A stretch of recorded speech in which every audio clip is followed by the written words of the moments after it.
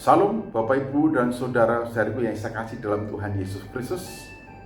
Hari ini saya ingin bicara tentang berbahagialah orang-orang yang murah hati karena mereka akan mendapatkan kemurahan. Tidak setiap upaya memberi dan pemberian itu tepat sasaran dan berhasil guna. Jadi kata murah hati di sini adalah satu tindakan perwujudan dari sifat murah hati seseorang untuk menolong orang lain yang tepat sasaran, yaitu yang mengakibatkan orang lain yang ditolong itu mampu terlepas dan keluar dari persoalan, dan segala sesuatu yang menjadi kebutuhan esensinya terpenuhi oleh karena apa yang kita lakukan untuk menolong orang itu. Jadi dari apa yang dimaksudkan teks ini sesungguhnya tidak setiap upaya pemberian kepada seseorang itu berhasil guna atau mendatangkan manfaat bagi orang yang diberi. Sebab seringkali atau kadang-kadang pemberian dan demi pemberian yang diberikan pada orang-orang atau seseorang melahirkan pribadi-pribadi yang bermentalitas kere atau peminta-minta. Oleh karena itu tidak heran jikalau kemudian ada perda-perda khusus di daerah-daerah tertentu yang melarang orang-orang itu memberikan kepada para peminta-peminta di perempatan-perempatan kota. Dilarang keras untuk memberikan itu, bahkan ada sanksi khusus yang disiapkan untuk orang-orang yang dengan sengaja atau berani memberikan sesuatu kepada orang-orang yang meminta-minta di perempatan jalan di perkotaan atau daerah-daerah khusus. Mengapa demikian? Karena meminta itu menjadi pekerjaannya, sehingga meminta-minta itu menjadi mentalitas orang tersebut. Dan tidak jarang kita bertemu dengan orang-orang yang meminta itu sesungguhnya orang-orang yang masih muda, mampu menggunakan kemampuannya untuk bekerja dan mendapatkan upah bagi kebutuhan hidupnya. Namun ternyata orang itu lebih memilih atau memutuskan untuk menjadi peminta-minta.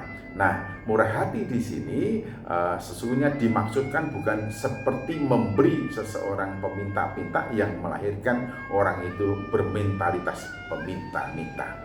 Tapi dimaksudkan bahwa setiap pertolongan yang kita berikan mendatangkan berkat dan manfaat. Orang yang ditolong itu kemudian mampu keluar dari kesulitannya, mandiri, dan kemudian memiliki mental pemberi sebagaimana yang telah dialami dari orang lain yang mengentaskan dia dari kesulitannya. Oleh karena itu, sebelum kita memberi, kita harus tahu siapa yang kita beri. Tuhan Yesus Kristus sesungguhnya mengajar kita bagaimana supaya kita berpikir sebagaimana pikiran orang itu, kita merasakan sebagaimana perasaan orang itu.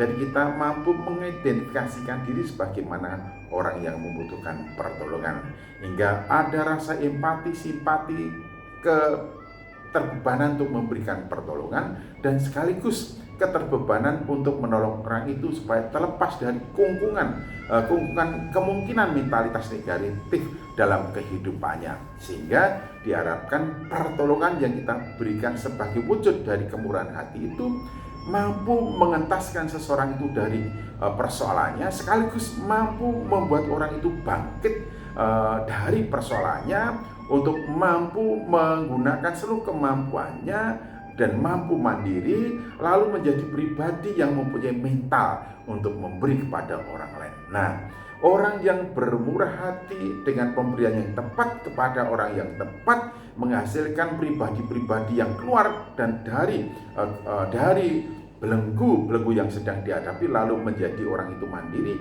dan mempunyai empati dan simpati kepada orang yang membutuhkan pertolongan, sebab pengalamannya mengajarkan kepada dia betapa berartinya pertolongan yang diberikan kepada seseorang pada tempat dan waktu yang tepat. Nah, orang yang demikian inilah sekalipun ia untuk melakukan pemberian itu mengorbankan waktu, mengorbankan diri, mengorbankan hati, mengorbankan pikiran, mengorbankan hartanya, maka pemberian itu tidak sia-sia. Dan bagi orang tersebut dikatakan, berbahagialah orang yang murah hati, karena dia pasti akan mendapatkan kemurahan dari Allah yang pemurah. Haleluya, puji Tuhan. Selamat berbahagia karena saudara orang yang murah hati. Tuhan Yesus memberkati.